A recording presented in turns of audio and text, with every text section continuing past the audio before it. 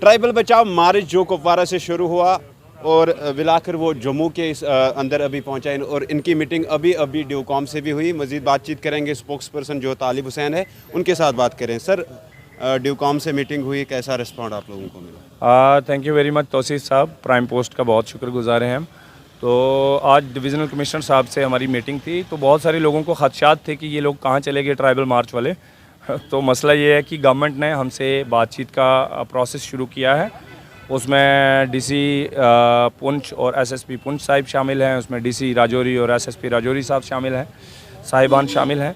तो आज उसी कड़ी को आगे ले जाते हुए डिविज़नल कमिश्नर साहब ने हमें बुलाया हुआ था और आज अच्छे से हमारी बातचीत हुई है उनसे। और हमने जो भी पॉइंट्स हैं हमने अच्छे से रखा है। जो हमारी बेसिक डिमांड है कि no scheduled tribe status to any other non scheduled tribe community और ग्रुप।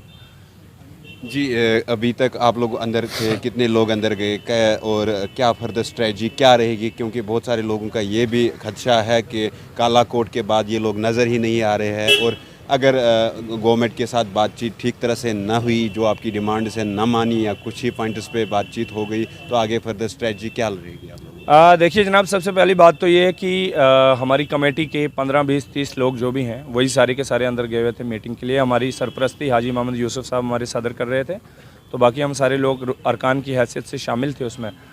रहा सवाल कि लोग ये कहते हैं कि कहाँ चले गए, तो यही कमेटी है जो पैदल चलती है, यही कमेटी है जो तकरीरें करती है, यही कमेटी है जो इंतज़ामिया से बातचीत करती है, यही कमेटी है जो खाना अरेंज भी करती है, यही कमेटी है जो थकती भी है, भूखी भी रहती है, बीमार भी हो जाती है। तो 2 दिन का तो हमें वैसे भी हक बनता है कि हम आराम कर सकते हैं।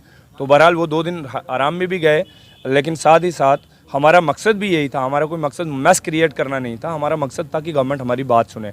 तो जब गवर्नमेंट इस पॉइंट पे आ गई है कि भाई आपसे बात करने के लिए एग्री हैं, तो फिर हमें क्या चाहिए? हम बातचीत अपनी टेबल पे रखेंगे। जब बातचीत नहीं हमारी सुनी जाएगी, जो हम चाहते हैं, अगर हमारे साथ इंसाफ नहीं होगा, तो हमारे पास सारे रास्ते खुले हैं। फिर नया रोड मैप लेके आ जाएंगे अनकरीब जल्दी इंशाल्लाह।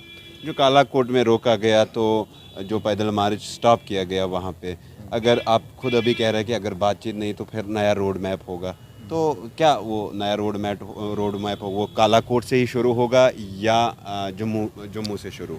देखिए, वो रोड मैप तय करने वाला मैं अकेला कुछ अनाउंस नहीं कर सकता। हमारी कमेटी है, उनके एक सदर हैं और बाकी लोग सारे उसमें शामिल हैं।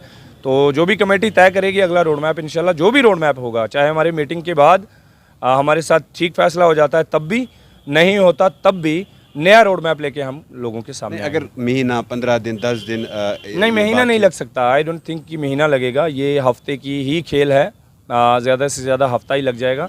और इस हफ्ते के अंदर ही हम कोशिश करेंगे कि ये जो हमारा डायलॉग प्रोसेस है ये ख़त्म हो जाए। क्योंकि हमारी कोई कमेटी बहुत तूफ़ान नहीं है, कोई हज़ारों में लोग नहीं है कि एक तरफ से वो पैदल मार्च करते हैं, दूसरी तरफ से हम बैरिस्टर्स को एंगेज करके बातचीत में डाल दें। तो वो चाहते भी हैं कि जॉइंट एक्शन कमेटी के लोग जो हैं उन्हीं से बात की जाए। तो बातचीत का प्रोसेस भी हम ही लोग को करना है, तो पैदल भी हम ही लोगों को चलना है। तो एक तरफ से हम साइड बाय साइड ये भी कर रहे हैं, दूसरी तरफ से हमारी पूरी स्टेट के अंदर हमारे लोग काम कर रहे हैं। अल्हम्दुलिल्लाह they are very much active और इंतज़ार भी कर रहे हैं। उनसे भी ये गुजारिश है कि आप इंतज़ार करिए, चंद दिनों में हम किसी पॉइंट पे, किसी नुक्ते पे अगर पहुंचते हैं तब भी आपके सामने आएंगे हम। अगर नहीं भी पहुंचे तो भी हम एक नया रोड मैप लेके सामने आएंगे। तालिब साहब, एक आखिरी सवाल मेरा रहेगा, पहले दिन से टिल आज के डेट तक जो सफ़र आप लोगों ने तय किया, कितनी मुश्किलात आप लोगों को उठानी पड़ी, क्या क्या रास्ते में, वो थोड़ा ब्रीफली हम जानना चाहेंगे। परेशानियां तो बहरहाल कोई नहीं थी, ठीक है। कश्मीर में सर्दी थी, बारिश थी, 10 चीज़ें थी, बहुत तकलीफ भी थी, ऊपर नीचे जाना पड़ता है। हमारी कम्युनिटी जो है बड़ी पैराफ्रीज में रहती है। कश्मीर में हमने सिर्फ डिस्ट्रिक्ट हेडक्वार्टर्स को टच किया, लेकिन जब पुंछ में आए, पुंछ की जो टीम है आगे, वहाँ पे डॉक्टर मुसरत साहब, शौकत परवाना साहब या वहाँ के जितने भी लोकल्स थे, उन्होंने बहुत अच्छे से हमारा शुरू किया हिल काका से। तो वहाँ से हमें पैदल चलना पड़ा प्रॉपर पुंछ तक। वो एक लंबा सफ़र था, उसमें थके भी, और फिर बीच में आगे पुंछ में रिदम पकड़ती गई मूवमेंट। और अल्हम्दुलिल्लाह जैसे हम मैंडर गए तो एक बहुत बड़ा रिस्पांस मिला। फिर राजौरी के अंदर आपने देखा सैलाब लोगों का उमड़ पड़ा। तो एक तरफ जहाँ परेशानियाँ थी, दूसरी तरफ उम्मीद थी। एक तरफ जहाँ थकावट थी, वहाँ दूसरी तरफ खुशी भी थी अल्हम्दुलिल्लाह कि लोग बाहर आ रहे हैं। हमारा मेन मकसद यही था कि कम्युनिटी अपने हकूक़ को लेके अवेयर हो जाए और ख़ासकर नौजवान को समझ आ जाए कि लाइन कौन सी लेनी है। आप नंगे पाँव कंगन से चली, आपको कितनी दिक्कतें उठानी पड़ी? कुछ ख़ास नहीं, बस पाँव सूज जाते हैं, दर्द हो जाता है, लेकिन ये मेरे बहन भाइयों के वजीफ़ा छिन जाने से कम है। मेरे बहन भाइयों के कॉलेज और यूनिवर्सिटी में एडमिशन छिन जाने से कम है और हमारी जॉब्स छिन जाने से ये परेशानियां कुछ भी नहीं है।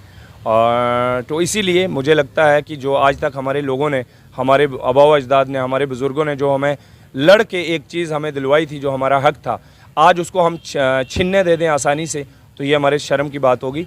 और छोटी मोटी तकलीफ़ है, ये कोई बड़ी तकलीफ़ है नहीं। लोग इसको भी सियासत बोल रहे हैं। हाँ ठीक है, अगर कोई इसको सियासत बोलता है तो अच्छी बात है, अच्छी सियासत सबको करनी चाहिए। मैं तो बोलता हूँ सबको जूते उतार के चलना चाहिए, अगर सियासत है तो गुड।